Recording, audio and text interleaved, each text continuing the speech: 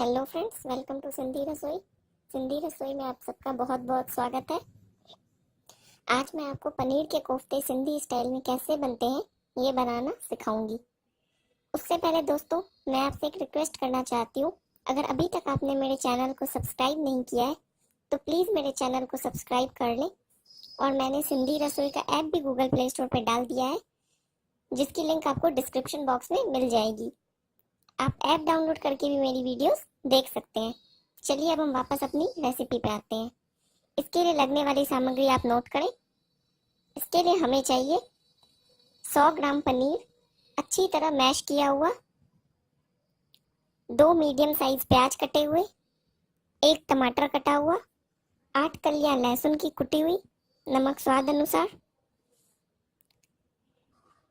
2 चुटकी baking soda, 1 छोटा चम्मच लाल मिर्च पाउडर, आधा छोटा चम्मच धनिया पाउडर, आधा छोटा चम्मच किचन किंग मसाला, 1 बड़ा चम्मच कस्तूरी मेथी, 1 बड़ा चम्मच मैदा। चलिए अब हम इसे बनाना स्टार्ट करते हैं। सबसे पहले आप पनीर को अच्छी तरह मैश कर लें।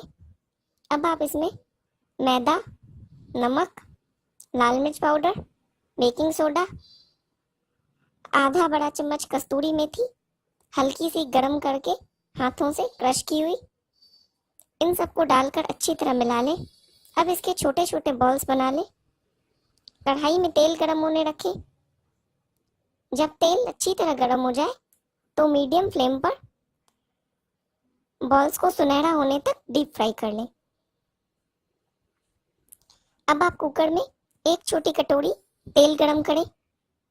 जब तेल अच्छी तरह गरम हो जाए तब आप इसमें कटा हुआ प्याज डालें और उसे सुनहरा होने तक पकाएं, जैसा कि आप मेरी इमेज में देख पा रहे हैं।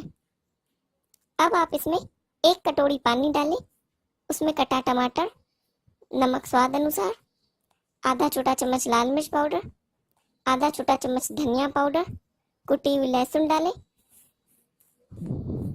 अब कुकर को बंद करके 3 से 4 सीटी आने तक पकने दें।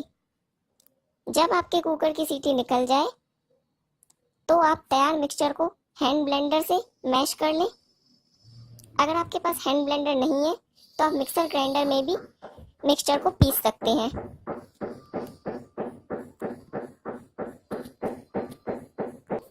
पीसा हुआ प्याज वापस आप कुकर में डालें, साथ में 1 कटोरी पानी डालें और आधा चम्मच किचन किंग मसाला डालें, साथ में आधा चम्मच क्रश की हुई कस्तूरी मेथी डालें।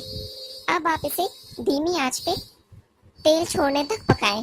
जब आपकी ग्रेवी तेल छोड़ दे तब आप फ्लेम ऑफ कर दें और इसमें फ्राई किए हुए कोफ्ते डालें। 5 मिनट कोफ्तों को ग्रेवी में रहने दें। इसके बाद आपके पनीर के कोफ्ते बनकर तैयार हैं। आप इसे गर्मा गर्म सर्व कर सकते हैं।